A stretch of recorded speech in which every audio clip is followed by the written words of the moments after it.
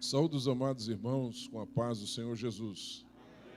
Louvamos a Deus por mais este dia que Ele nos concede para nos reunirmos neste lugar, para adorarmos o Seu nome em espírito e em verdade, para nos debruçarmos sobre o texto bíblico, para aprendermos e apreendermos dele tudo aquilo que nós precisamos para o nosso crescimento e desenvolvimento espirituais.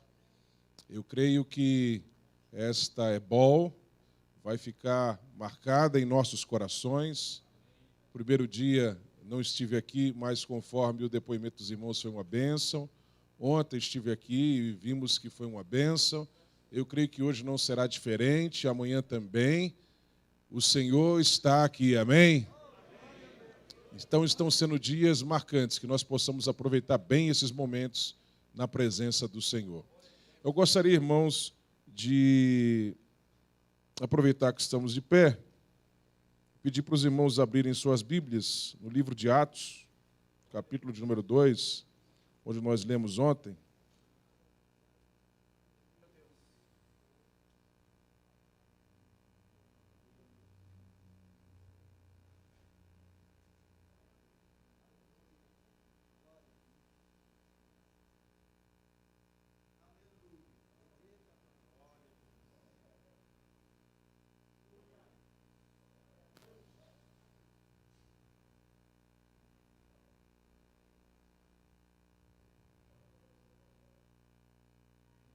Vamos ler a partir do verso 1, fazer uma leitura alternada, responsiva, intercalada, ou seja, eu leio o primeiro verso, meus irmãos leem o segundo, eu leio o terceiro, os irmãos leem o quarto, e assim sucessivamente. Vamos ler do versículo 1 até o versículo de número 18, e depois vamos ler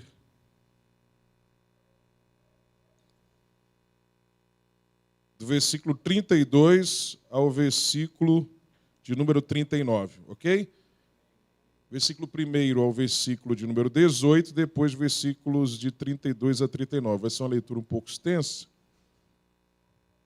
mas vale a pena, vamos meditar no texto sagrado.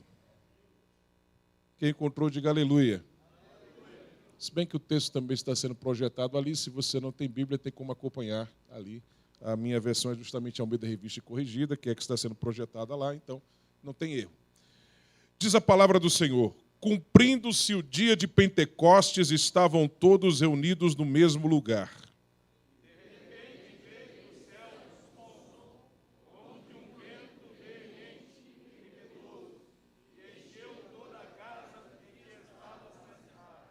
E foram vistas por eles línguas repartidas como que de fogo, as quais pousaram sobre cada um deles. E todos foram cheios do Espírito Santo e começaram a falar em outras línguas, conforme o Espírito Santo lhes concedia que falassem. E em Jerusalém estavam habitando judeus, varões religiosos de todas as nações que estavam debaixo do céu.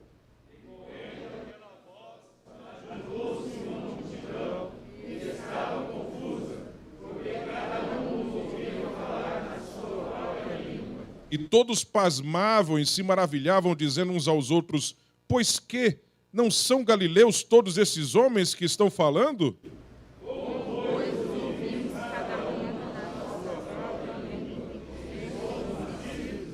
Partos e medos, elamitas e os que habitam na Mesopotâmia e Judéia e Capadócia e Ponto e Ásia,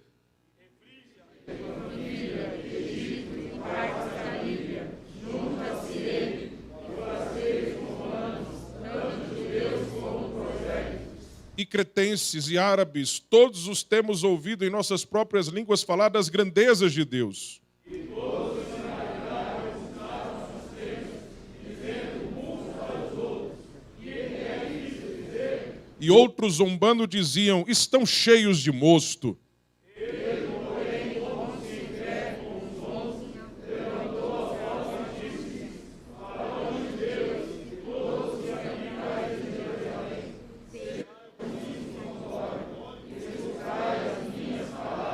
Estes homens não estão embriagados como vós pensais, sendo esta a terceira hora do dia. E nos últimos dias acontecerá, diz Deus, que do meu espírito derramarei sobre toda a carne, e os vossos filhos e as vossas filhas profetizarão, os vossos jovens terão visões, e os vossos velhos sonharão sonhos. E também do meu espírito derramarei sobre os meus servos e minhas servas naqueles dias, e profetizarão. Verso 32. Deus ressuscitou a este Jesus, do que todos nós somos testemunhas.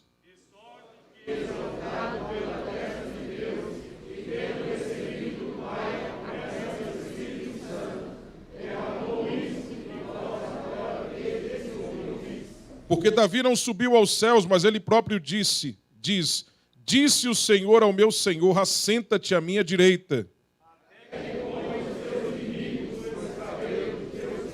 Saiba, pois, com certeza toda a casa de Israel que a este Jesus, a quem vós crucificastes, Deus o fez Senhor e Cristo.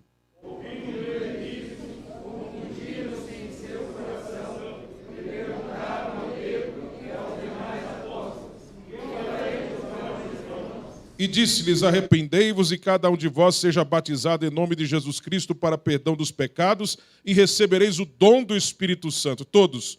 Porque a promessa vos diz respeito a vós, a vossos filhos, a todos os que estão longe, a tantos quantos Deus nosso Senhor chamar. Louvado seja o nome do Senhor. Podeis nos assentar adorando o nome do Senhor. A leitura foi longa, mas necessária, porque nós vamos estar, durante a nossa ministração, tocando em alguns pontos que estão nessa leitura alongada que fizemos, nessa porção das Escrituras que foi lida nesta noite. Bem, queridos, ontem nós falamos sobre a ação do Espírito Santo no Antigo Testamento, a ação do Espírito Santo no Novo Testamento. Nós ressaltamos que, em termos de tipo de manifestação, não há diferença, mas em termos de alcance e intensidade de manifestação, nós temos algo muito maior no Novo Testamento do que ocorre no Antigo Testamento. E aí, logo na sequência, nós mostramos alguns textos bíblicos que evidenciam que a regeneração ocorria no Antigo Testamento, que a doutrina da justificação pela fé tem base no Antigo Testamento.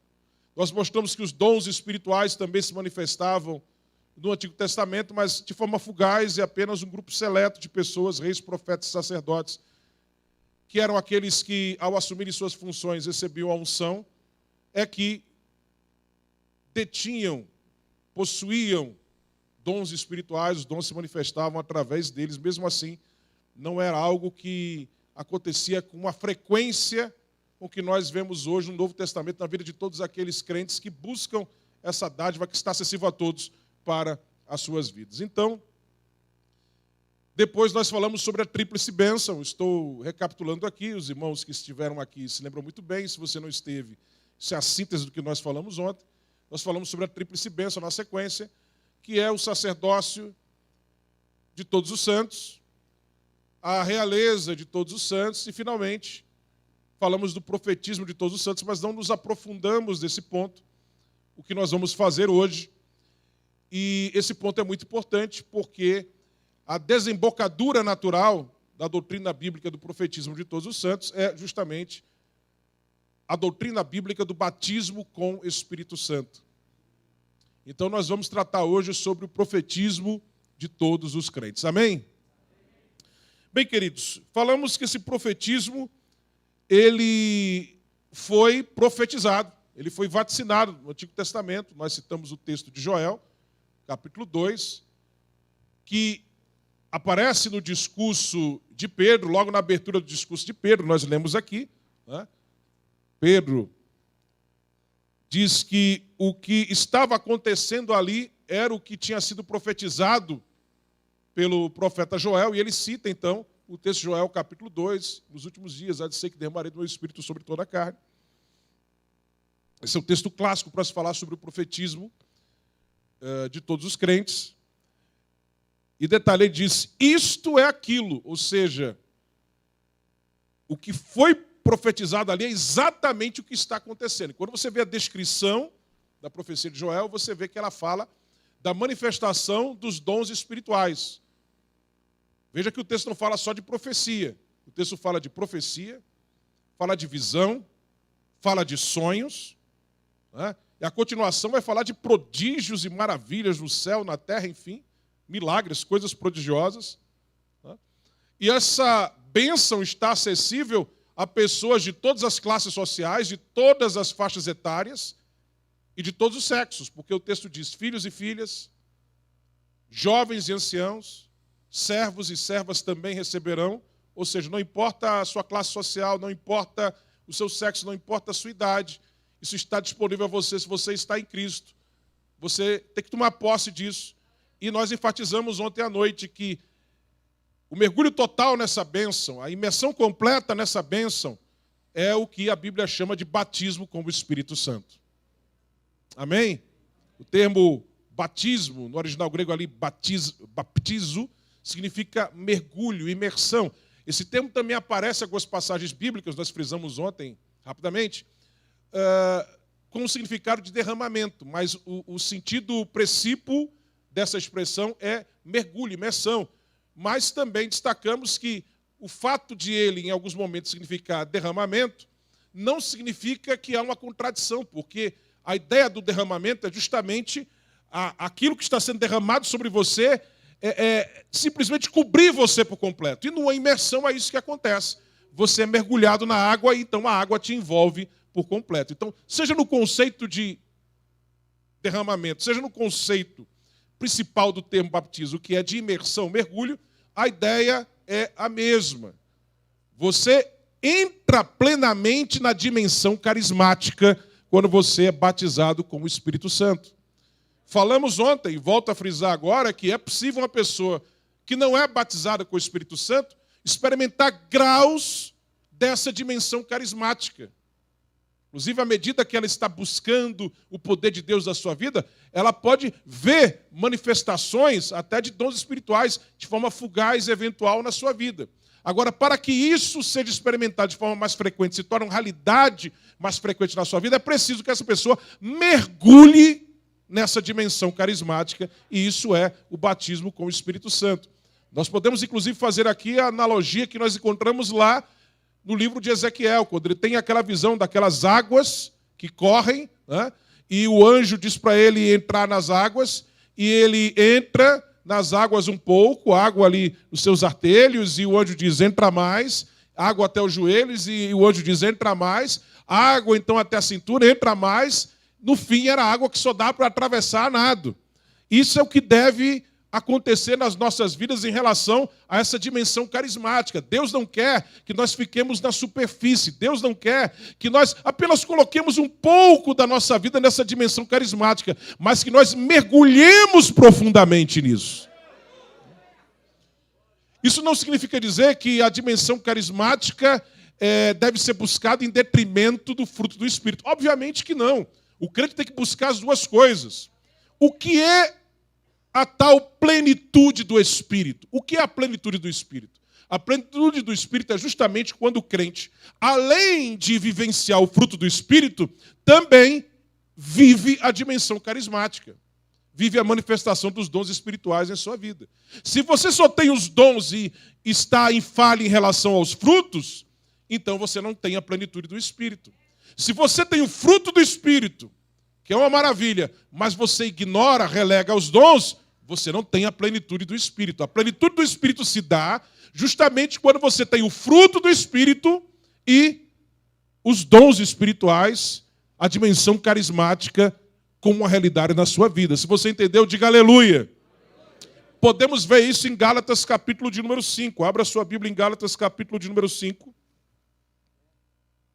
Paulo escrevendo aos crentes na Galácia, quando ele vai falar sobre o fruto do Espírito, e ele toca nesse assunto. Veja que ele vai dizer no capítulo 3, que os crentes na Galácia já estavam vivenciando a manifestação dos dons espirituais. Vamos ver rapidamente isso antes de ir para o capítulo 5. Capítulo de número 3. Versículo de número 5, ele diz: aquele, pois, que vos dá o Espírito e que opera maravilhas entre vós, o faz pelas obras da lei ou pela pregação da fé? Veja, ele está falando que através da pregação da fé eles receberam o Espírito. Aqui é o recebimento do Espírito no sentido do derramamento do Espírito, da manifestação dos dons espirituais, tanto que na sequência ele diz: e que opera maravilhas entre vós. Então isso significa dizer o quê? Que os crentes da Galácia já tinham vivenciado dons espirituais, mas eles estavam falhando em relação ao fruto do Espírito, e isso tinha muito a ver, inclusive, com essa dissensão que estava ocorrendo lá, por causa dessa ênfase nas obras da lei, como se fossem necessárias, imprescindíveis e postergáveis para a manutenção na salvação. Quando, na verdade, não, se estamos em Cristo, todas aquelas orientações da lei em relação a rituais, a cerimoniais, a datas, né, a circuncisão e outras coisas, mas tudo isso não era mais necessário para a vida do crente. Se você, naquela época, era um judeu cristão e quisesse continuar praticando essas coisas, não tinha problema. Eles usavam mais como uma questão distintiva, se destacando como o povo hebreu, né? Mas você não poderia ver isso como necessário para a salvação. Quando nós tivemos o concílio em Jerusalém, narrado lá no capítulo 15 de Atos dos Apóstolos, nós vemos os apóstolos dizendo que os judeus cristãos quisessem continuar praticando essas coisas, podiam, mas tinham que ter consciência de que isso aí não era necessário para a salvação, e inclusive os gentios estavam livres para não praticarem esse tipo de coisa. Essa foi a decisão do concílio em Jerusalém. Mas tinha irmãos que eram judeus cristãos que estavam exigindo para os cristãos gentios da Galácia que eles praticassem as obras da lei, que se circuncidassem, né, que seguissem ali as datas, né, as cerimônias, aquela coisa toda, aquelas festas. E Paulo disse, não é necessário impor isso sobre eles, é absurdo, né? Isso aí não é mais necessário, né? Tudo isso tinha a sua importância e isso deixou de ser necessário. Por quê? Porque isso era algo que apontava para Cristo. Depois da obra de Cristo, isso perdeu o seu efeito, né? Era importante, tinha uma importância, inclusive, pedagógica, didática para o povo hebreu, né? Mas agora que você está em Cristo, isso é desnecessário, porque em Cristo toda a lei se cumpriu, então você não precisa mais praticar essas coisas. E Paulo, então, vai falar sobre isso nessa epístola, e no capítulo 5, falando da liberdade cristã, ele vai falar sobre as obras da carne e o fruto do Espírito. E depois de ele falar sobre o fruto do Espírito, em contraste com as obras da carne são elencadas nos versículos 19, 20 e 21. O fruto do Espírito é apresentado no versículo número 22. Ele vai dizer no versículo de número 25, arrematando, fechando esse assunto das obras da carne e do fruto do Espírito. Se vivemos no Espírito, andemos também no Espírito. Então veja que são duas coisas distintas, mas que são operadas pelo Espírito em nossas vidas. Viver no Espírito e andar no Espírito. Ok? O que é andar no Espírito? Andar diz respeito a proceder. Andar é uma expressão que é usada como metáfora do comportamento. A forma como a pessoa anda, a forma como a pessoa procede, a forma como a pessoa se comporta. Então, andar no Espírito diz respeito a comportamento. Então, andar no Espírito diz respeito ao quê? Ao fruto do Espírito. E o que é viver no Espírito? Aqui, essa expressão paulina, viver no Espírito, diz respeito à manifestação dos dons espirituais. Esse estar na dimensão carismática. Aí o que Paulo diz aqui para eles, não basta que vocês vivam no Espírito. É preciso que vocês também andem no Espírito, ou seja, além dos dons, é preciso o fruto do Espírito. Quando você tem o fruto e os dons e o fruto, você tem o que a gente chama, teologicamente, de a plenitude do Espírito. Amém? E isso não deve faltar na nossa vida. Então, queridos, o crente deve buscar esse mergulho na dimensão carismática sem olvidar, sem esquecer, sem relegar a necessidade de desenvolver o fruto do Espírito. O fruto é produzido, os dons são concedidos, quem produz é o Espírito em nossas vidas, daí a necessidade de nós estarmos em íntima comunhão com Deus, para que o Espírito Santo de Deus possa operar em nossa vida, fazendo com que esse fruto seja produzido. Não é? E os dons são concedidos, como está escrito lá nos primeiros versículos do capítulo 12 da primeira epístola de Paulo aos crentes em Corinto, é o Espírito Santo que administra, que distribui esses dons soberanamente. Não é? É preciso que você esteja na dimensão carismática e peça a Ele os dons, e Ele vai distribuir na sua vida, e é Ele que vai fazer com que esses dons se manifestem na sua vida. Por exemplo, dom de curar. Uma pessoa que tem um dom de curar, isso não significa dizer que o dom de curar se manifesta como um dom natural. Isso é uma péssima compreensão sobre os dons espirituais. Tem gente que pensa que dom espiritual é como dom natural. Tipo assim, você tem um dom natural de, sei lá, de ter um tino para arte diferente de outras pessoas, ou mais aguçado que outras pessoas. Né? Um lado lúdico, vamos dizer assim, mais aguçado do que outras pessoas. Você já nasceu com um pendor maior para o lado lúdico. Né? Isso aí você tem permanentemente. Não é o que tem no momento, depois não tem de novo. Você tem permanentemente isso. Né? O dom natural é assim, não é verdade? Agora, o dom espiritual, ele é administrado pelo Espírito na sua vida. Né? Tem gente que pensa que alguém, por ter o dom de curar, ele pode curar a hora que quiser a pessoa. Espera um pouquinho, aí eu só vou almoçar aqui, quando terminar o almoço eu vou orar e você vai ser curado. Não é assim. Eu já vi gente que é sensacionista dizendo assim, tem o dom de curar, então eu quero ver você ir lá agora no hospital e curar todo mundo. Não tem o dom de curar? Ele pensa que é assim, que você é que manda no dom e o dom tem que se manifestar a hora que você deseja e quiser. Não. A gente sabe que uma pessoa tem um dom de curar quando? Quando essa pessoa é usada frequentemente por Deus para a cura. Mas isso não significa dizer que a cura vem quando essa pessoa quer. Porque é o Espírito quem opera, é Ele que administra, amém? É Ele que vai operar, agora vai, agora não, é Ele. A gente é só o canal, é só o instrumento, amém, irmãos? Então,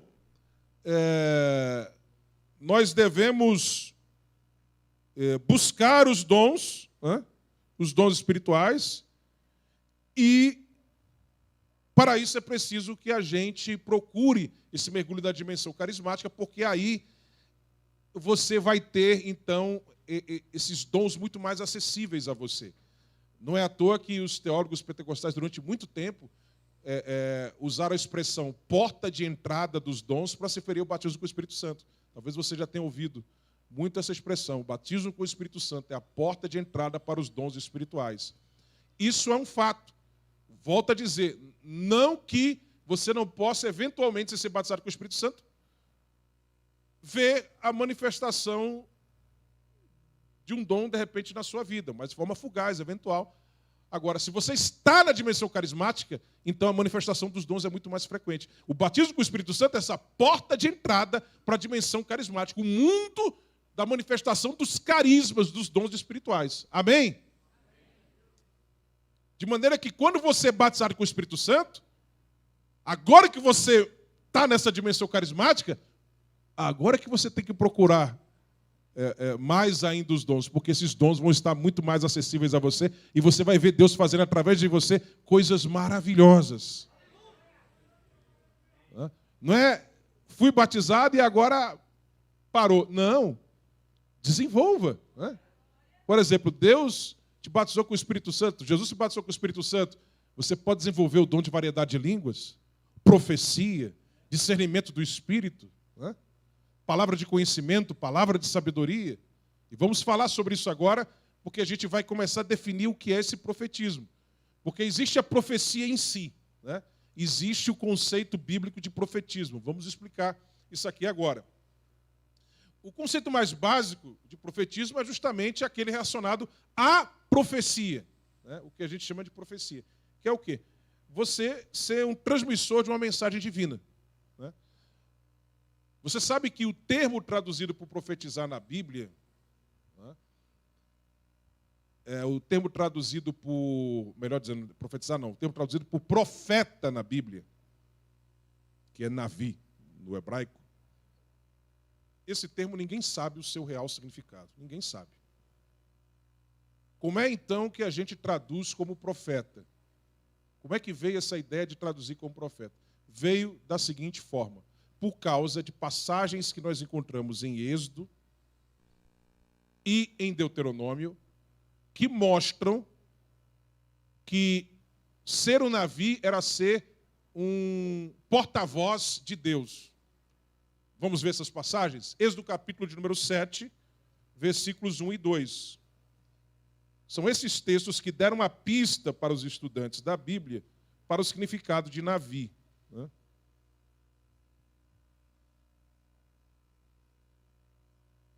Então disse o Senhor a Moisés: eis que tenho posto por Deus sobre Faraó, eis que te tenho posto por Deus sobre Faraó, e Arão teu irmão será o teu profeta. Tu falarás tudo o que eu te mandar, e Arão teu irmão falará a Faraó que deixe ir os filhos de Israel da sua terra. Contextualizando aqui, Moisés tinha recebido a mensagem de Deus para levar a Faraó. Mas ele estava muito tímido, dizia que não sabia falar, tal. Deus no começo deu até um aperto nele, né?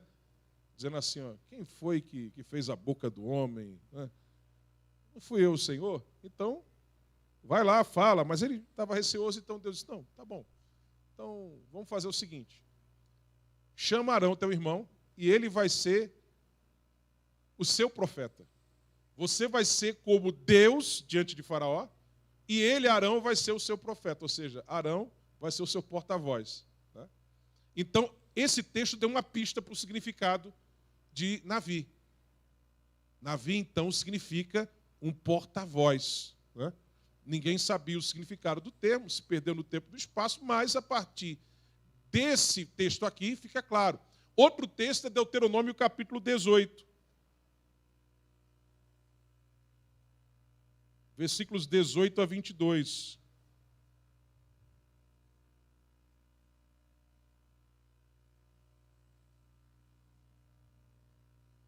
Eis que lhe suscitarei um profeta do meio de seus irmãos como tu, e porei as minhas palavras na sua boca, e ele lhes falará tudo o que eu lhe ordenar. Aqui já dá para perceber o que faz um profeta, né? E será que qualquer que não ouvir as minhas palavras que ele falar em meu nome, eu requererei dele. Porém, o profeta que presumir soberbamente de falar alguma palavra em meu nome que eu lhe não tenha mandado falar, ou que falar em nome de outros deuses, o tal profeta morrerá. Então aqui dá para ver que um Navi, um profeta, é um porta-voz, é um mensageiro. Ok? Então, daí nós temos a ideia do profeta como um porta-voz, um mensageiro. Sendo que o próprio termo profeta, que a gente usa hoje, que é a forma portuguesada de uma expressão grega, porque quando houve a tradução do Antigo Testamento do hebraico para o grego, a Septuaginta, ali no 3º século antes de Cristo, né? Aqueles 72 rabinos, né? Que Ptolomeu chamou para vir a Alexandria, eram 6 rabinos para cada tribo de Israel, e o sumo sacerdote Eleazar era um deles, era o mais velho, e foi quem separou aqueles rabinos, né? E os trouxe a Alexandria, está lá na carta de Aristeu, Flávio José também conta isso, Filo de Alexandria, no seu livro A Vida de Moisés, também conta essa história, enfim. Né? Eles, quando fizeram a versão que teria sido feita em 72 dias, ou 70 ou 72 dias, do hebraico para o grego do Antigo Testamento, né, a tradução do Antigo Testamento, eles tinham que escolher uma palavra para Navi. E aí escolheram aquela palavra, que dá origem à nossa expressão em português profeta, né, que eles achavam que era aquela que melhor designava a coisa. Né? Eles tinham 2 expressões. Né? Uma não dava, porque era uma que dava a ideia muito de uma coisa mais agressiva, né? Que era muito usada para aqueles xamãs pagãos, aquela coisa toda. E eles usaram essa do profeta, que, na verdade, é uma expressão que também era usada para aqueles oráculos pagãos, né? Mas era um pouco mais suave e eles achavam que era aquela que tinha mais sentido. Esse termo, no grego, dá a ideia, na verdade, de uma pessoa que recebe visões e mensagens, né, da divindade e passa para as pessoas. Então, é uma espécie de oráculo.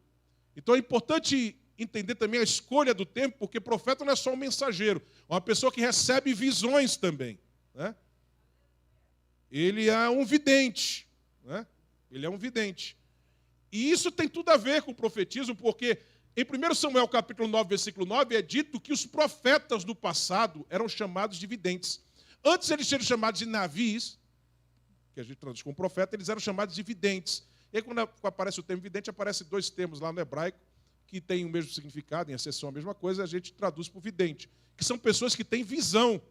E se você prestar atenção, Abraão, que é o primeiro homem na Bíblia chamado de Navi, de profeta, isso está lá em Gênesis capítulo 20, versículo 7, ele era uma pessoa que recebia a mensagem de Deus como? Através de visões.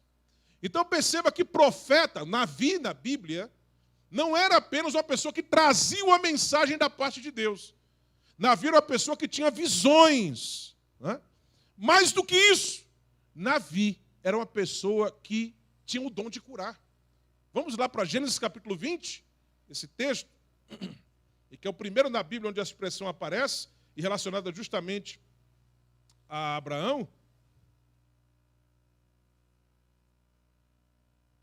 O contexto aqui é o seguinte: Abraão chega lá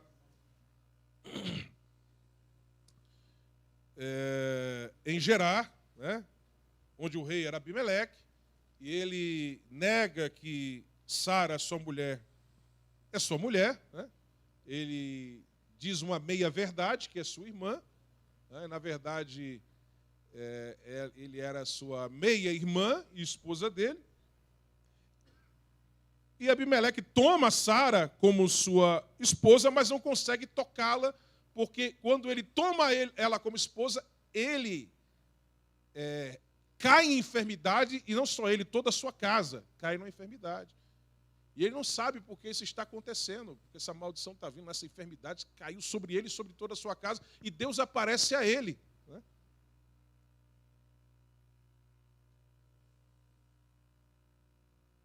E Deus diz o seguinte, versículo 3, Deus, porém, veio a Abimeleque em sonhos de noite e disse-lhe: eis que morto és por causa da mulher que tomaste, porque ela está casada com o marido. Mas Abimeleque ainda não se tinha chegado a ela. Veja que ele não chegou a ter relações com ela. Por isso disse: Senhor, matarás também uma nação justa? Porque a nação de Gerar era uma geração... Gerar era uma nação que andava de forma correta, de forma prudente, né? Não me disse ele mesmo: é minha irmã? Ou seja, Abraão não disse que é minha irmã? E ela também disse: a meu irmão, em sinceridade do coração e em pureza das minhas mãos, tenho feito isto. E disse-lhe Deus em sonhos: bem sei que na sinceridade do teu coração fizeste isso, e também eu te tenho impedido de pecar contra mim, por isso não permiti tocá-la. E veja, Deus queria livrá-lo. Deus mandou essa enfermidade para ele não poder tocar nela, né? E Deus estava dando uma chance de ele fazer a coisa certa. Ele fez a coisa errada por engano, não por maldade. Verso 7. Agora, pois, restitui a mulher ao seu marido, porque profeta é, Navi, profeta é, e rogará por ti para que vivas. Porém, se não lhe a restituíres, sabe que certamente morrerás, tu e tudo o que é teu. E aí, o versículo seguinte vai dizer que ele chamou todos os seus servos, e falou todas essas palavras aos seus ouvidos, e temeram muito aqueles varões. E Abraão, então, intercedeu por ele, por sua casa, e eles foram curados. Mas veja o que Deus disse para ele. Deus disse para ele: olha, vai até ele, e ele vai interceder por você, e você será curado. Por quê? Porque profeta é. O que é que nós entendemos aqui? Que Navi não é só um mensageiro, não é só um vidente, Navi também é alguém que cura. E cura porque recebeu de Deus esse poder para curar. Então, Navi é, segundo Êxodo capítulo 7 e Deuteronômio capítulo 18, alguém que recebe a mensagem de Deus para entregar. Mas Navi é também um vidente, como nós vemos em 1 Samuel capítulo 9, versículo 9, e como nós vemos na vida de Abraão, que era chamado de profeta, e na vida de outros profetas, que recebiam visões da parte de Deus. Então, uma pessoa que recebia visões, revelações, também era um profeta. E segundo o versículo 7 do capítulo 20 de Gênesis, que é a primeira passagem da Bíblia onde aparece a expressão Navi, profeta é alguém que tem o dom de curar. Pede para ele orar por você e você vai ser curado. Por quê? Porque ele é profeta. No Antigo Testamento, perceba que quando alguém estava enfermo, ele ia recorrer a quem? Ao profeta. Porque o profeta era aquela pessoa que detinha os carismas divinos, os dons espirituais. Então, profeta era o nome dado, Navi era o nome dado a uma pessoa que era, para resumir, um vetor do mundo espiritual no mundo terreno. Aquilo que a gente chama um canal de Deus. Pronto, é isso. Era uma pessoa que tinha revelações, que tinha visões, que trazia a mensagem de Deus para as pessoas, que curava. Essa pessoa era um Navi, essa pessoa era um profeta. Uma pessoa que tinha discernimento, palavra de conhecimento, palavra de sabedoria. Veja lá, João, capítulo de número 4. Jesus conversando com a mulher samaritana.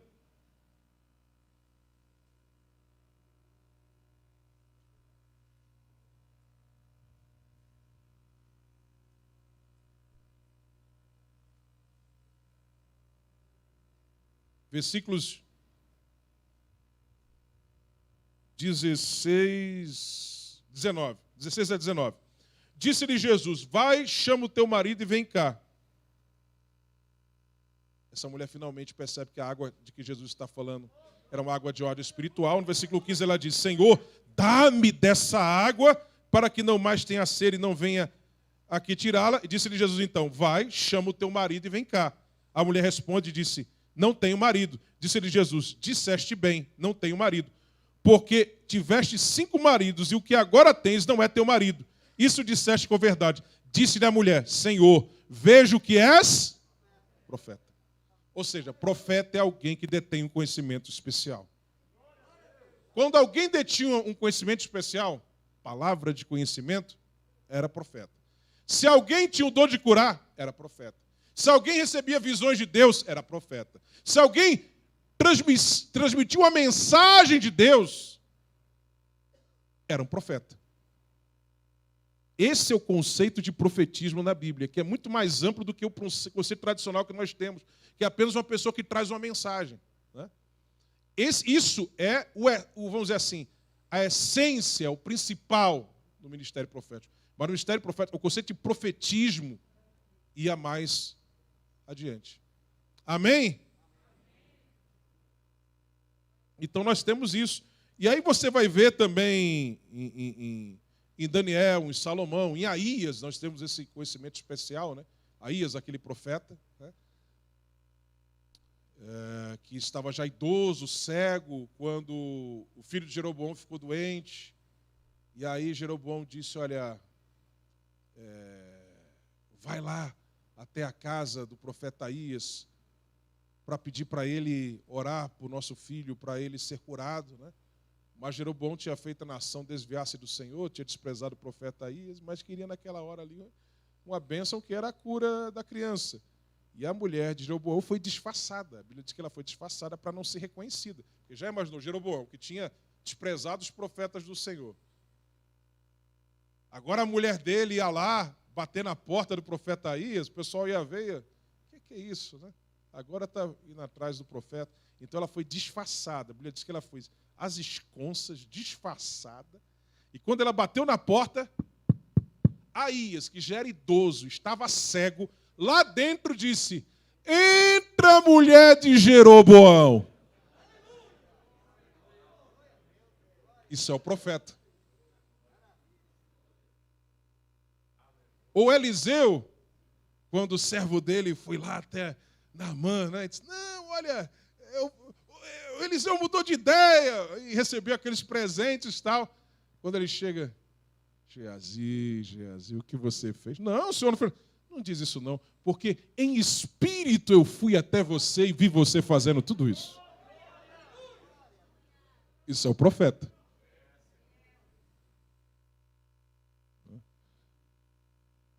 Inclusive, nós temos 2 profetas no Antigo Testamento que são chamados profetas em plenitude carismática, que são aqueles que manifestam mais dons, né? São Elias e Eliseu. Você vê eles ressuscitando mortos, vê eles fazendo milagres que operam na natureza, por exemplo, o machado que afunda né? A multiplicação de alimentos, né? Toca com a capa no rio e o rio se abre, né? Moisés também era um profeta em plenitude carismática, né? E Jesus, quando ele aparece como um profeta em plenitude carismática, né? Já já a gente vai falar sobre Jesus, que é muito importante sobre essa questão do profetismo. Então, perceba que profetismo é algo que vai muito além do que trazer uma mensagem divina. Na própria mensagem de Joel 2,28, diz, derramarei do meu espírito e vai haver o quê? Profecia, visão, sonhos e prodígios de toda sorte. E não é isso que a gente vê na igreja primitiva no começo? Milagres de toda sorte. Livramentos extraordinários. Tem aquele lá que a gente cita muito de Pedro, em Atos capítulo de número 12, mas tem um outro milagre que às vezes nos escapa.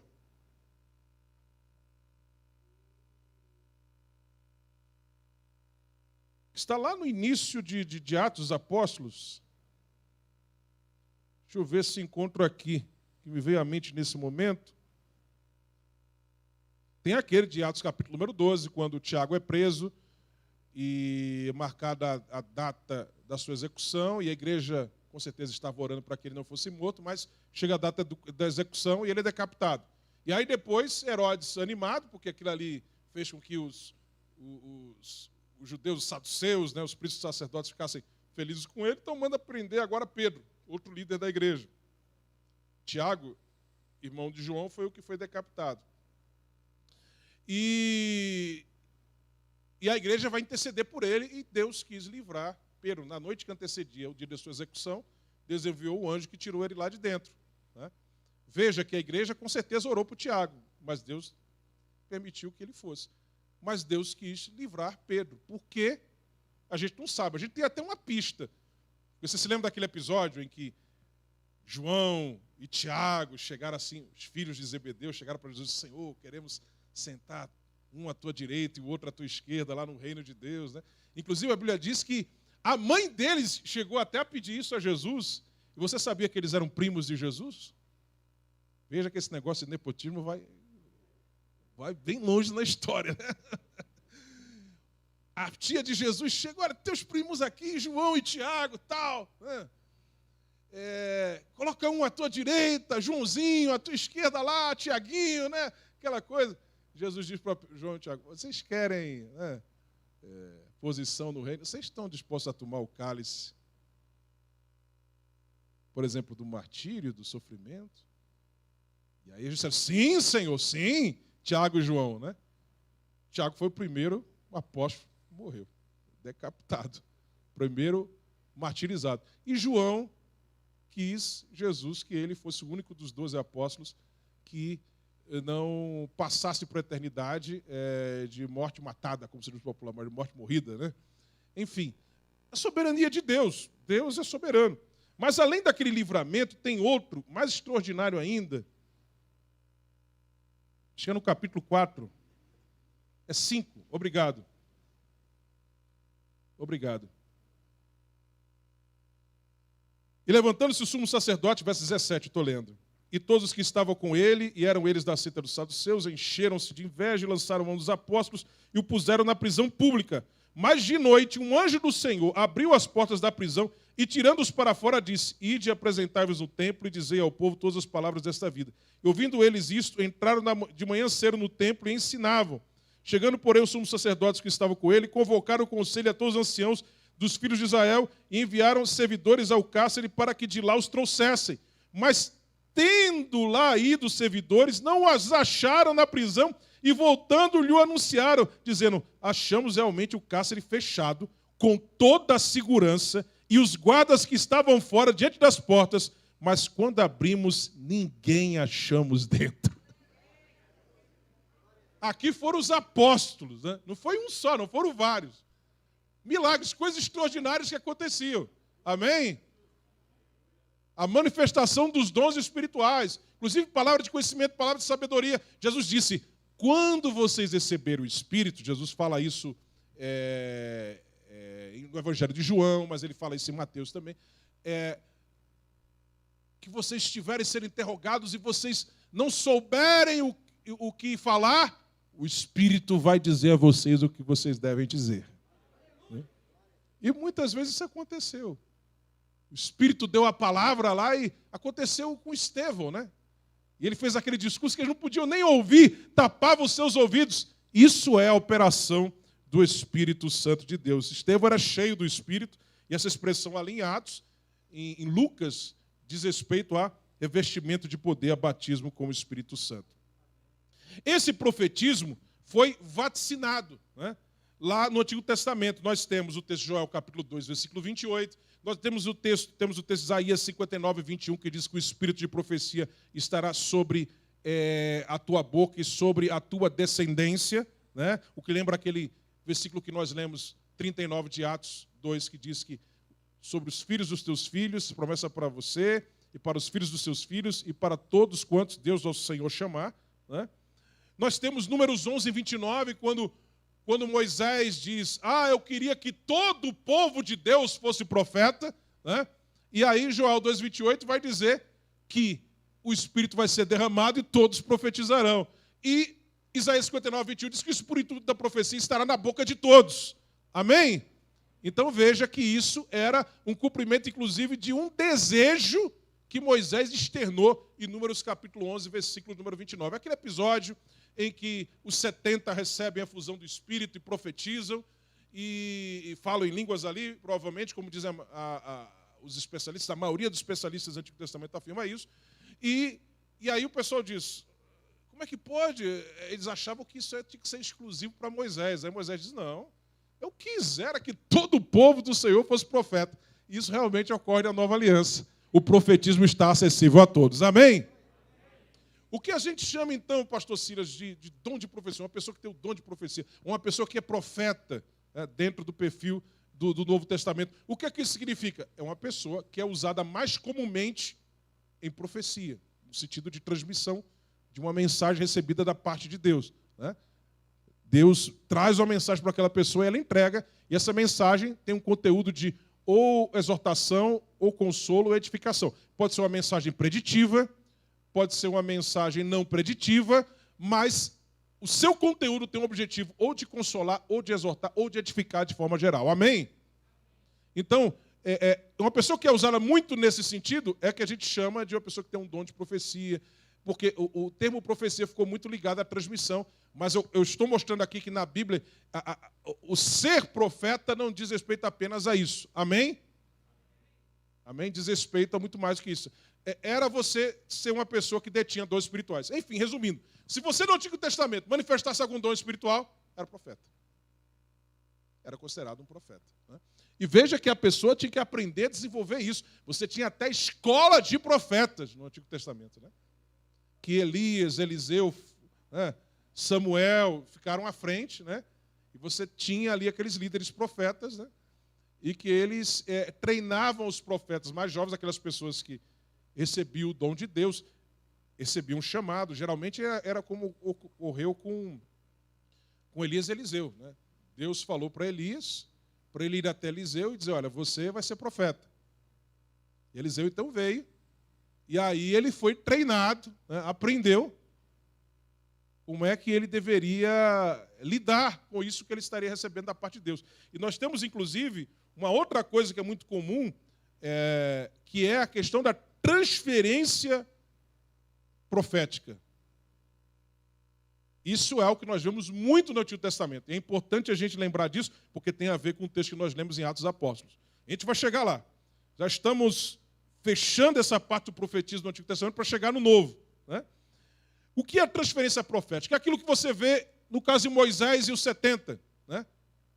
Moisés orou por aqueles 70 e a Bíblia diz que do Espírito que estava sobre ele, eles receberam.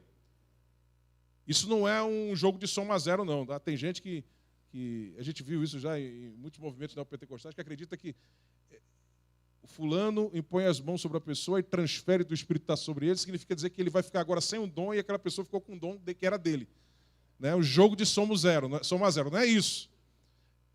Essa coisa do Espírito que está em você, Espírito de Deus, aquela pessoa receber através da sua imposição de mãos, isso significa o quê?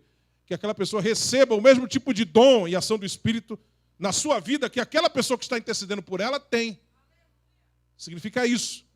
Isso é o que alguns teólogos vão chamar de transferência profética. Você tem o caso de Moisés e os 70, em Números 11 e 25. Você tem o caso de Moisés e Josué, em Deuteronômio 34 e 9.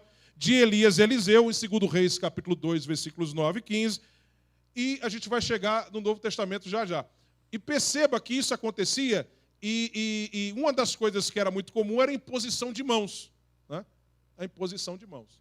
Agora vamos falar de um outro ponto para a gente chegar no Novo Testamento. Havia uma profecia no Antigo Testamento de que surgiria um profeta como Moisés, em plenitude carismática, e que ele deveria ser ouvido, porque assim como Moisés foi aquele apóstolo, para usar o termo lá de Epístola aos Hebreus, da Antiga Aliança, Jesus é o apóstolo, como diz lá o escritor aos Hebreus, da Nova Aliança.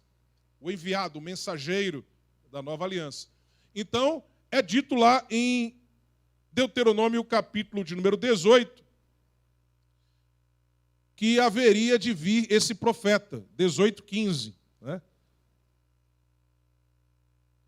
Vamos lá para Deuteronômio 18 de novo.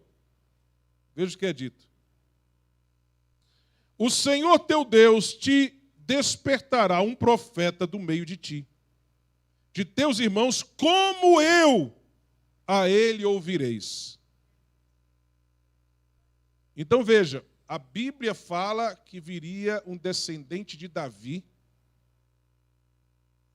o Messias esperado. E a Bíblia também fala que viria um profeta como Moisés, que também era esperado. Aí você vai ter no período interbíblico alguns rabinos entendendo que eram dois Messias diferentes. Outros vão entender que era o mesmo Messias. E vão entender que esse mesmo Messias, ele era tanto profeta como sacerdote como rei. Você vai encontrar no período interbíblico, você vai encontrar o seguinte, escritos rabínicos dizendo, e também nos livros da apocalíptica judaica do período intertestamentário, em que eles acreditavam que havia 3 Messias, outros que eram 2, outros que eram 1, que seria tanto profeta como sacerdote como rei. Quem deles dizia isso é que acertou, né? Mas ninguém sabia, o pessoal imaginava como é que seria. Por quê? Porque você tem profecias, como lá em Isaías, que falam de um servo do Senhor que seria enviado e que haveria de sofrer e levar as transgressões do povo. Então isso era um Messias sacerdote. Mas também falava de um Messias davídico, rei, que haveria de reinar, né? Mas também falava de um profeta que haveria de vir. E aí você tinha essas 3 teorias. De 3, um que era profeta, um que era sacerdote, um que era rei. Eles acreditavam que o profeta e o sacerdote viriam antes do rei e eles sofreriam. Outros acreditavam que viria um que seria sacerdote e profeta e ele sofreria e depois viria o rei. E outros acreditavam que esse rei, ele seria profeta e sacerdote. E que ele sofreria inicialmente, mas depois ele reinaria. Mas eles não criam que eram 2 vindas. Eles acreditavam que era tudo isso numa vinda só que iria acontecer. Somente quando Jesus veio é que a profecia ficou clara.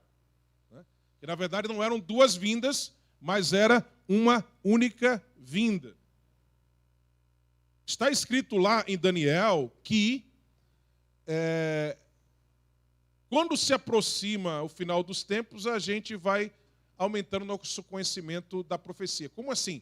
Aquele texto de Daniel capítulo 12 que diz que no final dos tempos a ciência se multiplicará, o conhecimento. A melhor interpretação daquele versículo, há mais de uma interpretação, mas a melhor interpretação é que, na verdade, é o que entende a maioria dos expositores bíblicos, eu concordo com eles, é que ali, o que Daniel está dizendo, o que está sendo dito a Daniel, e que ele está registrando ali, é que, com o passar do tempo, o entendimento das profecias vai chegando. Cerra essa profecia aí, Daniel, hoje você não está entendendo, mas com o passar do tempo a ciência se multiplicará, ou seja, vai acontecer coisas que o pessoal vai entender. Ah, então isso aí que foi profetizado por Daniel é isso. Ah, é aquilo tal. Porque isso é natural. Entendeu? Veja, por exemplo, o nosso tempo. Vamos fazer uma analogia com o nosso tempo. A gente hoje fica achando estranho, porque a gente já sabe tudo que aconteceu. Jesus veio já, né? E acha fácil entender, né? A gente acha estranho como é que eles não entenderam isso, estava tão claro na Bíblia. Veja hoje, você tem quantas correntes escatológicas hoje? Você tem o pré-tribulacionista, pós-tribulacionista, amilenista, pré-milenista, pós-milenista. O que é isso? O entendimento da profecia vai crescendo com o passar do tempo. Hoje, a maioria esmagadora dos evangélicos é dispensacionalista, é pré-milenista, pré-tribulacionista. Porque a maioria entende, diante dos últimos acontecimentos, nos últimos 100 anos aí, que esse é o entendimento correto. Mas já houve época que o pessoal foi mais pró-milenista, pós-milenista, que o pessoal foi mais amilenista, né? Por razões históricas que o tempo aqui não permite que a gente entre em detalhes. Tudo devido ao contexto histórico. Mas esse entendimento hoje majoritário, que é o nosso, é justamente por causa do que aconteceu nos últimos tempos. Você olha para a profecia bíblica, então você entende que esse é o entendimento mais correto. Então, na época do período intertestamentário, entre os dois testamentos, antes de Jesus vir, você tinha profecia que dizia que o Messias ia reinar, transformar Jerusalém como centro do seu governo mundial. E tinha outros que diziam que ele ia sofrer, que ia morrer. E outra coisa, muitas vezes a profecia estava colada uma na outra. A própria profecia de João Batista é assim. João Batista, quando fala de Jesus, ele diz: venha após mim alguém que eu não sou digno de desatar as suas alparcas, tal. Ele vos batizará com o Espírito Santo e com fogo. Aí, na sequência, ele fala de algo que só vai acontecer quando Jesus vir na segunda vez. Que é quando ele vai limpar a eira, o juízo e tal. Na própria profecia de João Batista está misturada a primeira e a segunda vida. Nem João Batista, naquele momento, tinha um entendimento de que eram duas vindas. Ele profetizou algo que ele não entendia. Ele pensava que aquilo que ele estava falando, que Jesus ia fazer de limpar a eira, tal, seria naquele momento. Tanto é que João está preso, Jesus já começa seu ministério e ele tem dúvida lá no cárcere. Será que ele é mesmo o Messias? Aí Jesus manda o mensageiro que veio de João ir até ele dizer: fica tranquilo, Jesus disse que é ele mesmo, porque os cegos estão vendo, os surdos estão ouvindo, os mudos estão falando, os paralíticos estão sendo curados, o evangelho está sendo pregado, fica tranquilo. Porque ele chegou a ter dúvida. É porque ele, como os outros, pensava que ele iria sofrer tal, mas ele estabeleceu o seu reino também. Entende? Então, essas coisas estavam misturadas. No Antigo Testamento, estava aqui um texto falando do sofrimento, daqui a pouco emendava com um que ele estava reinando. Como é que pode uma coisa com a outra, né? Então, o que acontece? E havia essa expectativa desse Messias que viria, que é profeta, que é sacerdote, que é rei. E vai se aproximando a data da chegada dele. Você vê isso no primeiro século antes de Cristo, quando os líderes de Israel eram da linhagem levítica. O que é que acontece? Os líderes, geralmente, de Israel eram da linhagem levítica. Aqueles que reinavam sobre os judeus eram da linhagem levítica. Geralmente, sumo sacerdote e tal. Começou a haver cruzamento entre as famílias de Judá e Levi, para que eles tentando forçar. Vim esse rei que vai ser sacerdote, profeta e rei ao mesmo tempo. Porque não poderia ser um descendente de Levi, porque não é da linhagem davídica. Então, gente da casa de Levi começou a casar com gente da casa de Judá. Você se lembra que na família de Jesus, A prima de Maria era casada com um levita, sacerdote. Olha a mistura da casa de Judá com a casa de Levi. Isso ocorreu no 1º século antes de Cristo. Décadas antes da vinda de Jesus, eles começaram a fazer isso. E havia essa expectativa. Eles sentiam que ia acontecer. E realmente aconteceu. Sendo que quando veio, como não veio do jeito que eles esperavam, né? Não veio estabelecendo Jerusalém como centro do governo, acabando com o jugo do Império Romano, eles não aceitaram. Mas ele veio. E quando ele veio, o profeta messiânico veio. Quando fecha o cânon do Antigo Testamento, escasseia a manifestação dos dons espirituais. Você vê os livros escritos dessa época, na literatura judaica, eles mostram, eles dizem que, olha, os dons desapareceram, mas nós esperamos que quando o Messias chegar, ele vai restaurar o espírito da profecia, o ministério profético, os dons e as milagres e maravilhas vão voltar a acontecer. E realmente acontece. É isso que Lucas mostra. Você vê que Lucas mostra um anjo aparecendo a Maria, né? O anjo aparecendo lá a Zacarias. Zacarias sendo curado da mudez. Anjos que aparecem para pastores. Começa a ter uma erupção, um irrompimento de manifestações carismáticas. Zacarias profetiza, Maria profetiza aquele cântico profético dela. Né? E daqui a pouco chega João Batista, né? Que não opera milagres, mas ele recebe revelações e profetiza, faz vaticínios. Né? E Jesus chega, e quando ele chega, é o profeta em plenitude carismática. Ele ressuscita mortos, ele cura cegos, ele cura paralíticos. E a Bíblia nos diz que quando ele chega e cura a viúva, o filho, ressuscita o filho da viúva daí, o povo olha e diz, o profeta chegou entre nós. João vai dizer que uns dizem assim, o profeta esperado, aquele de Deuteronômio 18, chegou. É ele. Jesus é o profeta que haveria de vir. Agora, esse profeta, esse ungido, que é chamado lá nos cânticos do servo, lá em Isaías, o tempo não permite que a gente vá lá para Isaías agora, esse profeta, ele receberia uma unção e ele manifestaria milagres, né? E nós podemos ler, só uma passagem, vamos ler, só uma. Isaías 61, versículo 1. Você se lembra de Lucas 4? Quando Jesus volta daqueles 40 dias de jejum e oração, né? Ele foi batizado no Rio Jordão pelo seu primo João Batista, e ao ascender das águas, o Espírito Santo desce em forma corpórea de pomba sobre ele, e ouve sua voz de céu dizendo, esse é meu filho amado em quem se compraz a minha alma.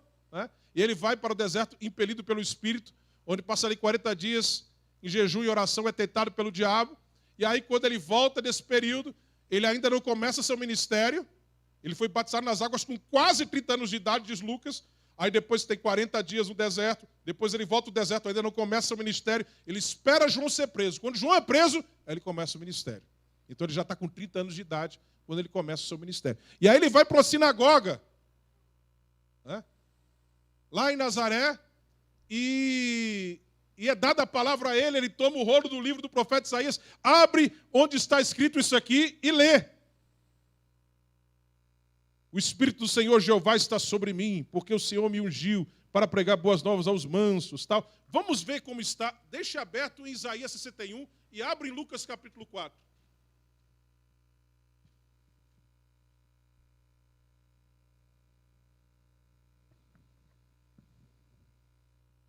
Jesus vai ler, verso 18, 4:18, o Espírito do Senhor sobre mim, pois que me ungiu para evangelizar os pobres, enviou-me a curar os quebrantados de coração, a pregoar a liberdade aos cativos, a dar vista aos cegos, a pôr em liberdade os oprimidos e a anunciar o ano aceitável do Senhor.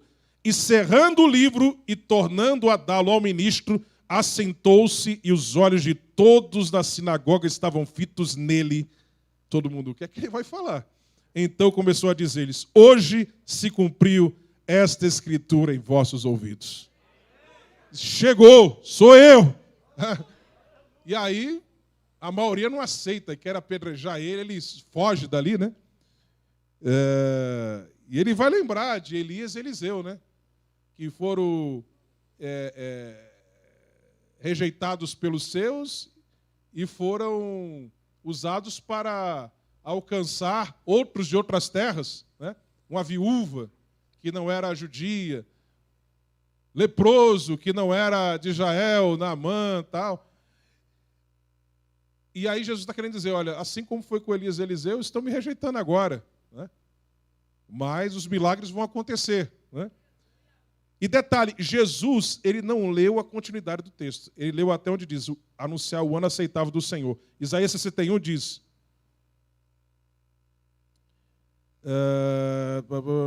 deixa eu ver.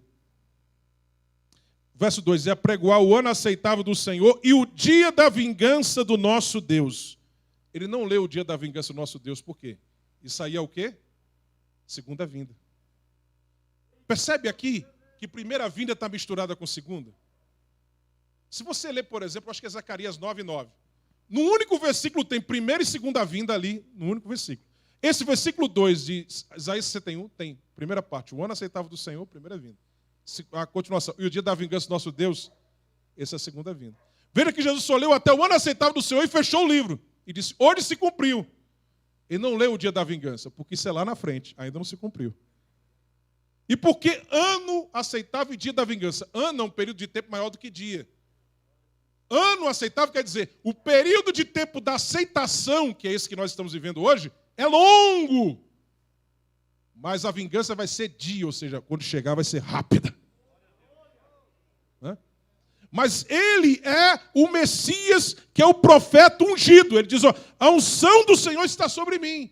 E quando ocorreu essa unção? Ocorreu quando ele estava sendo batizado por João Batista. O Espírito do Senhor desceu em forma corpórea de pomba sobre ele. Veja que a unção foi tremenda, que o Espírito Santo desceu em forma corpórea sobre ele. Né? E desceu sobre ele. E ele foi ungido. E vai dizer, Atos capítulo 10, Pedro pregando na casa de Cornélio, que o Senhor ungiu a Jesus de Nazaré, o qual andou fazendo bem, operando milagres, curando enfermos, expulsando demônios, porque o Espírito do Senhor estava sobre ele. Amém? E o que vai acontecer quando esse profeta messiânico chega? É ele que restaurará o período dos milagres. E cria-se, você vai encontrar isso na literatura judaica, que cria-se que quando ele chegasse, ele instaurar uma época de milagres, de manifestação do Espírito, que nunca se viu. Você vai encontrar na literatura judaica, inclusive intertestamentária, sendo dito que quando o Messias chegar, toda a nação de Israel será de profetas. Por causa da profecia de Joel 2:28, por causa do anseio de Moisés em Números 11:29, e por causa da profecia de Isaías 59:21. Isso se cumpre. Ele chega, morre, ressuscita, ascende aos céus. E quando ele ascende aos céus, diz, ficar em Jerusalém até que do alto sejais revestidos de poder. E quando cumpre-se os 10 dias, quando chega o dia de Pentecostes, o festa de Pentecostes era 50 dias depois da Páscoa, Jesus ressuscita, passa 40 dias com seus discípulos, sobe aos céus, ele ficou 10 dias ali, chega o dia de Pentecostes. Quando cumpre-se o dia de Pentecostes, é derramado o Espírito sobre eles, e eles começam a falar em línguas conforme o Espírito concedia que falassem. Pedro diz, isto é o que foi dito pelo profeta Joel, está se cumprindo agora.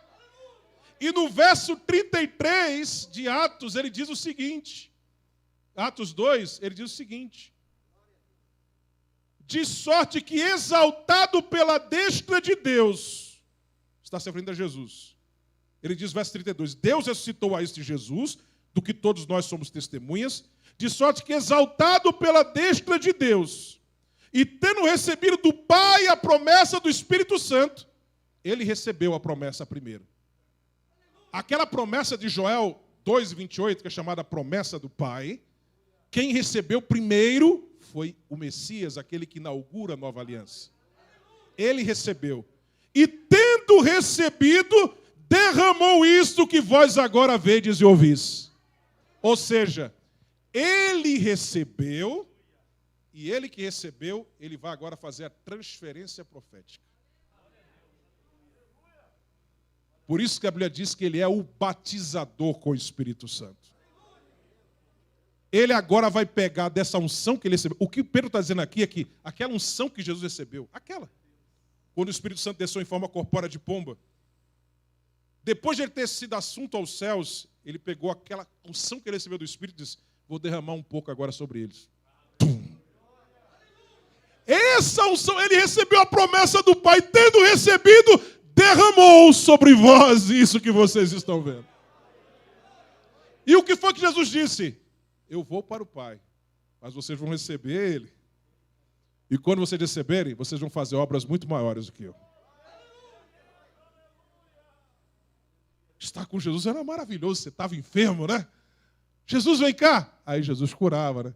Precisava de orientação, Jesus lá orientava, sabedoria, conhecimento e tal. Jesus vai embora, esse pessoal fica órfão. Disse, não, vou. Mas vai vir outro Consolador. E detalhe, quando ele fala outro Consolador, no original ali, é halos. Você tem no grego duas expressões que significam outro. Halos e hétero. Hétero significa outro diferente. Halos, outro idêntico, igual. Quando Jesus disse outro Consolador, ele não usou hétero, ele não disse outro diferente. Tipo assim, ele é diferente de mim. Não, ele disse, halos, é outro igual a mim. Está com ele a mesma coisa e está comigo. Vocês não estavam tranquilos quando eu estava aqui com vocês, quando estou aqui com vocês? Porque quando tem problema eu estou aqui para resolver. Fica tranquilo. Vai ter problema, vai ter adversidade. Ele vai estar com vocês e ele é igualzinho a mim.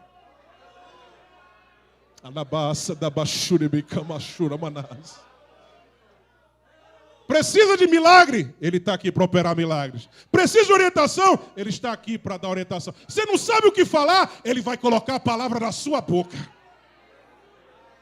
Precisa de uma operação de uma maravilha? Precisa da sua fé ativada? Ele vai chegar e vai manifestar tudo isso na sua vida. E quando, inclusive, você não saber orar como convém, ele vai interceder em você e por você com gemidos inexprimíveis. Línguas estranhas, glossolalia. Esse batismo no Espírito que você recebe, ele pegando um pouquinho do que ele recebeu e transferindo. E perceba que quando a igreja primitiva orava para alguém ser batizado com o Espírito Santo, geralmente fazia o quê? Imposição de mãos, transferência profética. Entendeu? Claro, não é a imposição de mão que vai trazer o batismo com o Espírito Santo. A pessoa pode ser batizada com o Espírito Santo sem precisar de imposição de mãos. Isso é apenas um gesto que simboliza a transferência. Entendeu? É apenas um simbolismo. Porque Deus é soberano, não precisa necessariamente da imposição de mãos. Mas esse gesto que a igreja fazia, né, inclusive vai criar depois o ritual da crisma, que é quando, infelizmente, vai se perder o conceito do batismo com o Espírito Santo. Né? O ritual da crisma surge disso. Né? Que a pessoa, depois de ser batizada e se tornar, então, membro da igreja, no caso, a igreja católica ou a igreja oriental, aí você faz a crisma ou confirmação. É quando você pede para a pessoa receber o Espírito. Ou seja, na teologia católica da Igreja Oriental, eles diferenciam a fusão do Espírito da regeneração. Sendo que eles colocam uma logo após a outra e a outra vem pela confirmação, pela crisma, que perdeu o significado carismático. E eu explico tudo isso nos últimos capítulos do meu livro, que está sendo oferecido aí aos irmãos, para os irmãos entenderem como isso aconteceu. Como se perdeu o conceito do batismo com o Espírito Santo, como isso foi perdido e como isso depois foi resgatado na história, isso tudo é explicado lá. Né? Eu faço uma viagem pelos séculos e mostro como isso aconteceu. Então, irmãos, veja só, o batismo com o Espírito Santo é isso. Veja a importância dessa experiência. E Jesus valorizou tanto isso que, quando ele foi assunto aos céus, foi a última coisa que ele disse. A última recomendação dele foi essa. Claro que se você não é batizado com o Espírito Santo e você vai evangelizar, vai pregar, Deus pode fazer grandes coisas, vidas vão ser salvas. A palavra de Deus em si já detém poder. Agora, não é por acaso que igrejas que são pentecostais, né, elas, é fato, elas acabam ganhando muito mais vidas para Jesus. Elas são muito mais eficientes na evangelização, não porque eles são experts em evangelização, não que não seja importante você aprender algumas coisas, porque às vezes você é novo convertido, né, acaba dizendo alguma coisa que não deveria na hora da evangelização. Tudo isso é importante você aprender.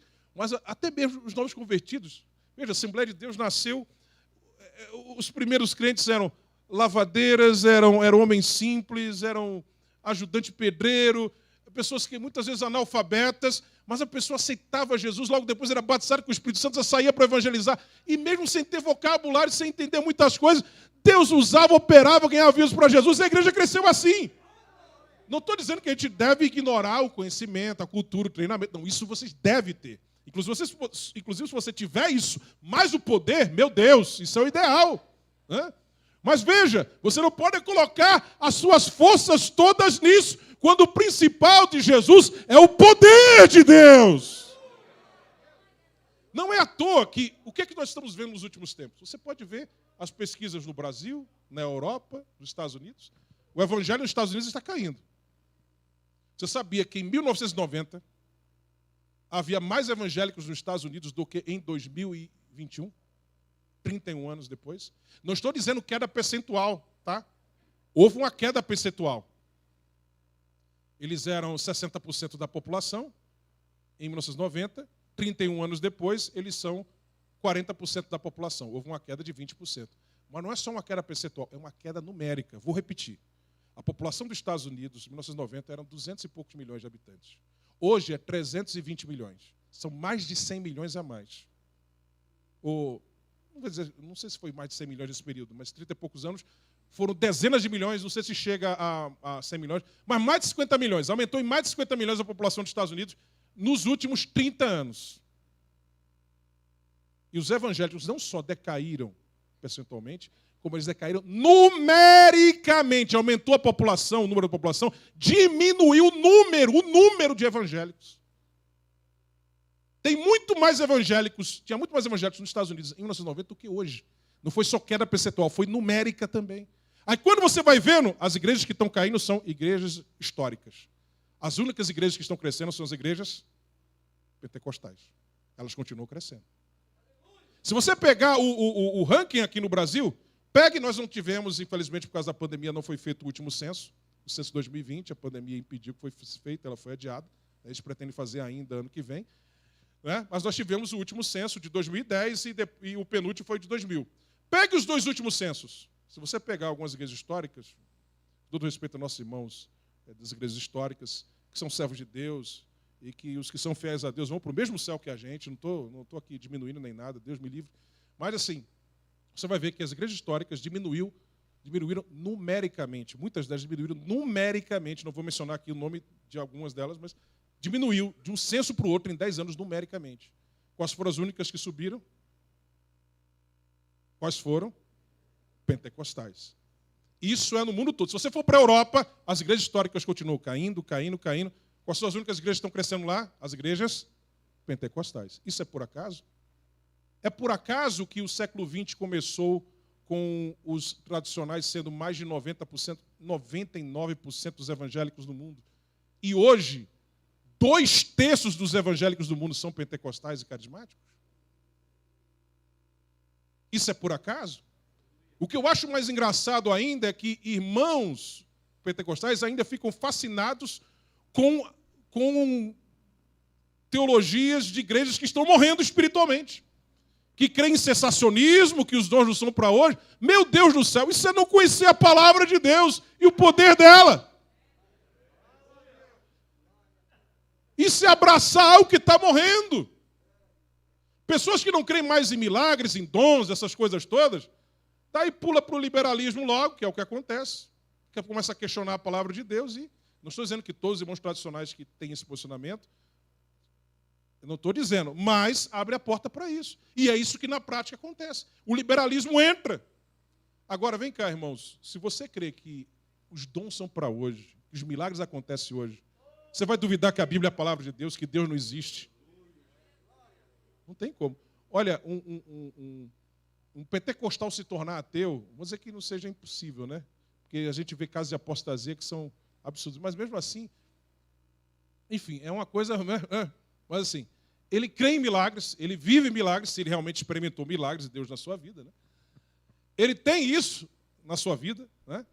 Então, ele entrar no caminho do liberalismo é muito difícil. Só se for essa linha hoje, que é a nova face do liberalismo, que é esse lado progressista, em que ele crê no espiritual, crê nisso, mas ele abre para a área comportamental, entendeu?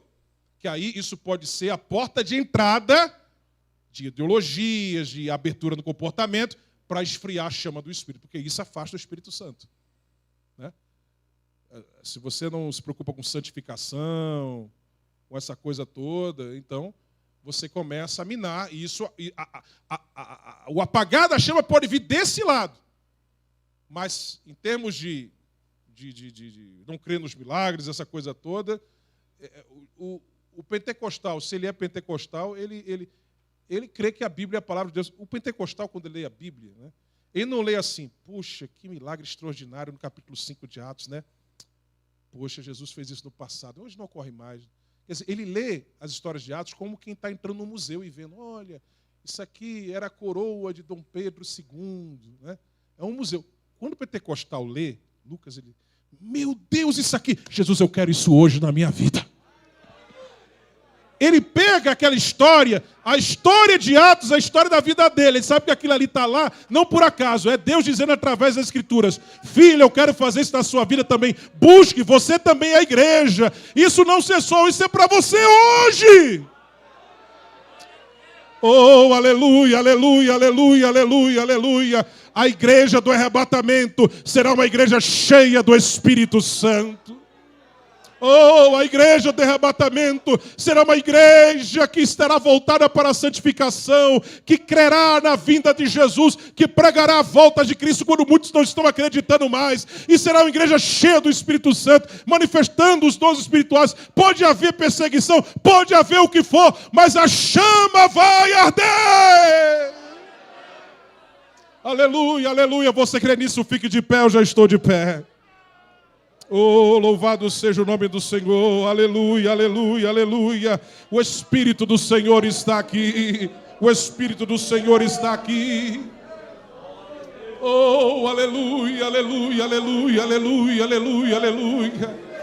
Adore a Deus, dê glória para Ele, receba mais da glória dEle, adore, adore. Adore, exalte, exalte, exalte. Se você não é batizado, batizado com o Espírito Santo, Jesus pode te batizar com o Espírito Santo nessa noite. E se você já é batizado, mas há muito tempo, você não fala em línguas, você não tem buscado aquilo que já está à sua disposição, que haja renovação espiritual na sua vida hoje à noite. Aquele hino, sonda-me, Senhor, e me conheces.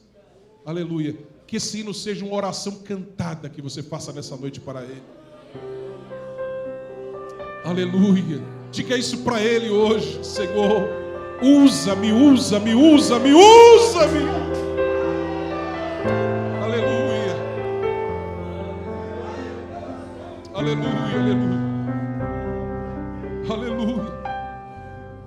Sonda-me, Senhor, e me conheces. Diga do fundo do coração. Quebranta o meu coração, transforma-me conforme a tua palavra e enche-me até que em mim se ache só a ti. E então,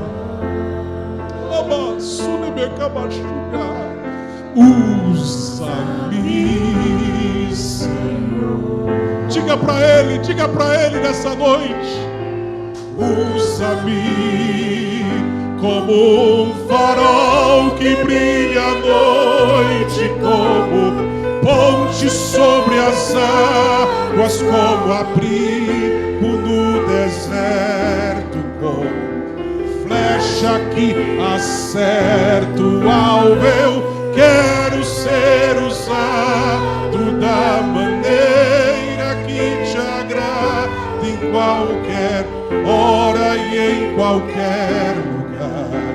Eis aqui a minha vida, usa-me, Senhor, usa-me.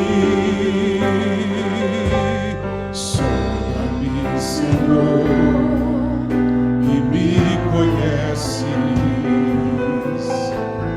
quebranta o meu coração,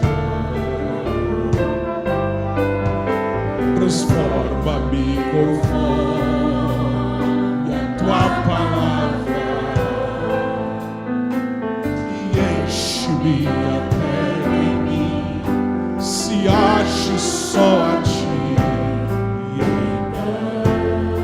diga para Ele: usa-me, Senhor. Oh Senhor, usa-me, usa-me como um farol que brilha à noite, como ponte sobre as águas, como abrigo no deserto, flecha na mão do valente que acerta o alvo. Eu quero ser usado da maneira que te agrada, em qualquer hora e em qualquer lugar. Eis aqui a minha vida, usa-me, Senhor, usa-me, sonda-me, quebranta-me, transforma-me, enche-me e usa-me, sonda-me, sonda-me, quebranta-me, transforma-me,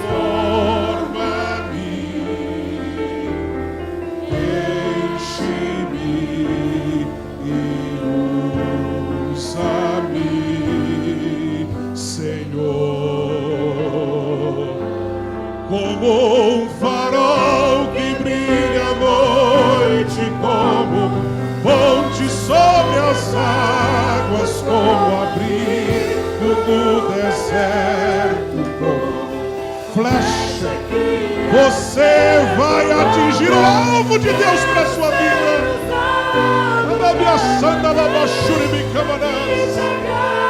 Em qualquer hora e em qualquer lugar. Eis aqui a minha vida, usa-me, Senhor, usa-me. Ainda com este hino de fundo, eu gostaria de, nesse momento, pedir a você para fazer uma coisa. Você crê que o Senhor é na tua vida? Tem alguém que não é batizado com o Espírito Santo aqui? Faz um sinal para nós vermos. Que não é batizado, temos um irmão ali. Tem mais alguém que não é batizado? Eu gostaria que um irmão, uma irmã cheia do Espírito Santo, saia do seu lugar e vá até onde está essa pessoa, coloque a sua mão no ombro dela, ore por ela nesse momento. Jesus pode batizar com o Espírito Santo nesse momento. E você, se você quiser, se você puder, impõe as mãos. Não precisa tocar na pessoa que está do seu lado, a não ser que ela queira, permita, e você tem a liberdade para isso. Coloque a mão no ombro dela ou na cabeça, só aproxime a sua mão. Ore pela pessoa que está do seu lado, você ore pelo seu irmão. Vamos orar uns pelos outros nesse momento. Talvez você olhe assim e diga: Senhor, eu sou tão fraco, tão fraca, tão imperfeito, tão imperfeita. Será que tu podes me usar, Senhor, como prova de que Deus é contigo, que as promessas dele na tua vida estão de pé? Deus vai usar você agora para abençoar tremendamente o irmão e a irmã que está ao seu lado. Creia nisso. Ore por ele, ore por ela nesse momento. E se você não é batizado com o Espírito Santo, deixa ele e ela orar por você nesse momento. E peça: Jesus, faz aquilo que só tu sabes fazer. Tu estás aqui, Jesus. Batiza com o Espírito Santo agora. Batiza com o Espírito Santo. Batiza com o Espírito Santo. Eu quero ser usado com poder, Senhor, no final dos tempos. Espírito de vida, Espírito de graça, Espírito de poder, vem agora sobre a vida dele, sobre a vida dela, que desde a planta do seu pé até o último fio de cabelo de sua cabeça, ele e ela sintam o poder de Deus perpassar os seus corpos, sintam a glória de Deus inundar o seu ser, sinta o poder de Deus tomar a sua vida, e que desatem os seus lábios e pela fé abram as suas bocas e comecem a falar em mistério com Deus. Que recebam línguas estranhas, conforme o teu Espírito concede, cânticos espirituais. Oh, aleluia, receba o poder de Deus na sua vida. Aleluia, batiza Jesus, faz aquilo que só tu sabes e podes fazer. Batiza Jesus, enche, enche, enche, enche, enche, enche, enche. A banda da basura me cabe a chorar.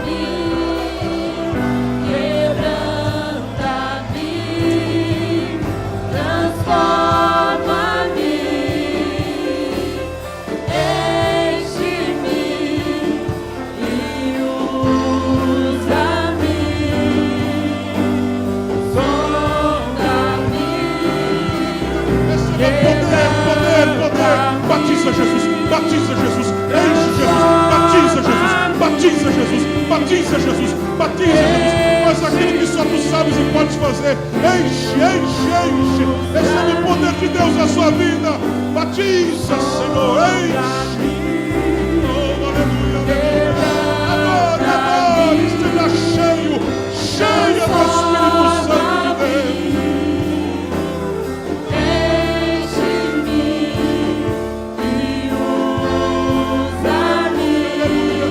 Você será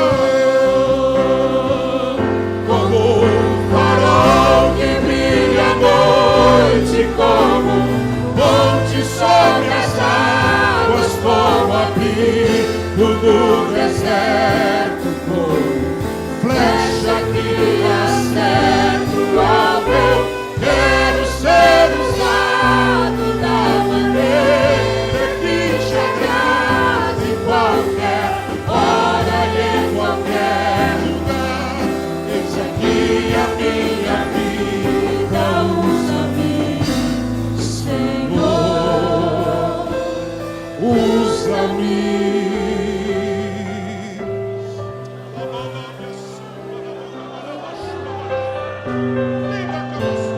Adore, adore, glorifique. Oh, só adore a Ele agora. Aleluia, aleluia, aleluia, aleluia. Aleluia, aleluia, aleluia, aleluia. Oh, Jesus está enchendo do Espírito, aleluia. Teve alguém batizado com o Espírito Santo aqui. Jesus batizou essa moça com o Espírito Santo, aleluia.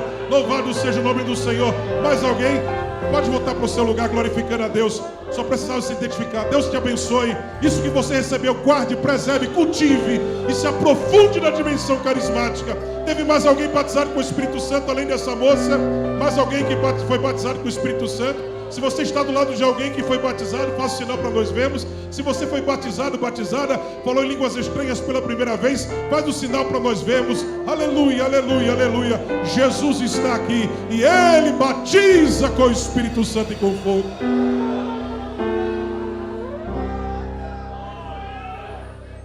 Alguns dizem mudado, tudo hoje está, mas eu sei que meu Deus nunca jamais mudará. Ele permanecerá qual farol eternal, enviando ao seu povo poder pentecostal. Nosso Deus é o mesmo hoje como então. Ele cura, batiza e nos dá salvação. Abundante é aqui a vida espiritual para os que recebem poder pentecostal. Aleluia, aleluia. Derrama sobre nós o teu Espírito, como fizeste em Jerusalém. A tua igreja manda o mesmo fogo, indispensável para nós também. A tua igreja manda o mesmo fogo, indispensável para nós também. Oh, aleluia. Ainda é indispensável, Senhor, para a tua igreja hoje. Oh, aleluia, aleluia. Se você não foi batizado, batizada com o Espírito Santo nessa noite, como eu disse ontem, você pode ser batizado, batizada até o final desse culto. Você pode ser batizado, batizada a caminho da sua casa. Antes de você dormir nessa noite, amanhã, continue buscando, buscando, buscando, buscando, e você vai receber, amém? Sobre isso, e encerrando, agora encerrando mesmo, irmãos, eu quero apenas ler, sem tecer comentários, Lucas capítulo 11. Jesus, abordado pelos seus discípulos que o vêm orando num certo lugar, quando ele termina a oração, os discípulos que estavam vendo ele orando, dizem: Jesus, ensina-nos a orar. Então Jesus ensina a eles oração do Pai Nosso, a gente chama de oração dominical, né? Jesus já ensinou isso no seu Sermão da Montanha, mas aqui é quando Jesus ensina particularmente isso aos seus discípulos. E depois ele vai ensinar isso publicamente no Sermão da Montanha. Porque Jesus ele repetia assim ensinos. Porque a verdade que um ouvia, o outro também tinha que ouvir. Amém? Isso é importante. Por exemplo, um professor que está ensinando aquela turma, quando vem a próxima turma, ele vai ter que ensinar a mesma coisa. E Jesus ele repetia os seus ensinos, porque um público precisava ouvir aquilo também que o outro público tinha ouvido. E aqui ele ensina a oração dominical, e na sequência ele ensina, além desse modelo de oração, para explicar o que uma oração deve ter, ele ensina outra coisa importante, ensinando eles a orar. Ele ensina eles sobre a importância de persistir na oração. Então ele conta uma parábola, e depois ele aplica essa parábola dizendo, a partir do verso 9, e eu vos digo a vós, pedi e dar-se-vos-á, buscai e achareis, batei e abrir-se-vos-á, porque qualquer que pede recebe, quem busca acha, e a quem bate abrir-se-lhe-á. E qual é o pai dentre vós, que se o filho lhe pedir pão, lhe dará uma pedra? Ou também se lhe pedir peixe, lhe dará por peixe uma serpente? Ou também se lhe pedir um ovo, lhe dará um escorpião? Você é filho de Deus. Se você está pedindo, Deus vai dar. E aí veja o que diz o verso 13. Pois se vós, sendo maus, sabeis dar boas dádivas aos vossos filhos aqui na terra, quanto mais dará o Pai Celestial o Espírito Santo àqueles que lhe o pedirem. E aqui não está falando de conversão, irmão, porque eu nunca ouvi falar desse ensino que para você, para ser salvo, você tem que orar muito, até que você finalmente foi salvo depois de orar muito. Não, para ser salvo você precisa ter fé, crer. Agora, para receber o Espírito, é orar com persistência, disse Jesus. Pedi e dar-se-vos-á, buscar, acharei, bater, abrir-se-vos-á. O Pai quer vos dar, peça, insista. E aproveite esses momentos de adoração. Eles ficaram 10 dias lá, a Bíblia diz, orando e louvando, uns 10 dias. Até que no dia de Pentecostes desceu o Espírito. É nesse clima de adoração, expectativa de receber, fé, crer. É oração e adoração, vida consagrada a Deus, né? E pedir com insistência, e você receberá o batismo com o Espírito Santo e com fogo. Essa imersão plena na dimensão carismática. Você crê nisso? Dê um brado de glória a Deus, aleluia, nessa noite. Que Deus continue abençoando os irmãos mais e mais. Os irmãos podem se assentar adorando o Senhor. Quero apenas lembrar que ainda temos alguns exemplares do nosso livro, O Batismo no Espírito e as Línguas como sua evidência. Alguns poucos também do arminianismo, a mecânica da salvação, estão sendo oferecidos aos irmãos. Esse assunto é muito vasto, irmãos. Tem muita coisa que eu não falei, que são capítulos do meu livro, por exemplo, eu não entrei naqueles detalhes, destacando mais a questão das línguas como evidência, aqueles detalhes também sobre as passagens bíblicas que reforçam a questão do significado, do revestimento de poder. Tudo isso você vai encontrar no livro, onde a gente trata, inclusive, sobre o caráter e a função das línguas, sobre a palavra e o amor como regulador dos dons espirituais, sobre essa questão histórica também, sobre a manifestação dos dons espirituais e sobre a compreensão do batismo com o Espírito Santo. Tudo isso é abordado no livro, não deu para abordar, não dá para resumir isso em 2 dias apenas, pode ficar para outra oportunidade, mas, irmãos, tendo o livro, com certeza os irmãos vão ter muito mais conteúdo do que foi ministrado aqui, com certeza vai ser bênção para a sua vida, porque esse livro foi feito também debaixo de oração, e já tenho recebido muitos testemunhos de vidas que foram renovadas, abençoadas, buscaram o batismo com o Espírito Santo, e foram abençoados com essa dádiva da parte de Deus depois de ler o livro, e eu creio que vai ser bênção para a sua vida também, amém? E quando estiverem de joelhos, não se esqueçam de nós, pastor Silas Daniel, a minha esposa, a irmã Lília Paz, que é cantora evangélica, os irmãos conhecem, e a nossa filhinha, a Lívia. Eles chegaram recentemente do Pará, de uma maratona de eventos, lá onde a Lília esteve cantando em 4 cidades diferentes. Ela viajou com a Lívia, né? Ela perdeu uma semana na escola, mas ela vai ter aulas de reposição, né? E eu estou aqui, né? Nesses dias aqui, amanhã de manhã cedo, essa madrugada eu vou estar viajando, voltando para o Rio de Janeiro, onde temos compromisso lá na CPAD, onde trabalhamos. Então, quando os irmãos estiverem de joelhos, não se esqueçam de nós, e nós também vamos estar orando pelos irmãos, e tudo aquilo que foi ministrado aqui, guarde no seu coração, guarde no seu coração, e que você possa aplicar sábio e obedientemente na tua vida para o teu crescimento e desenvolvimento espirituais. Amém? Que Deus abençoe mais e mais, o Senhor é convosco.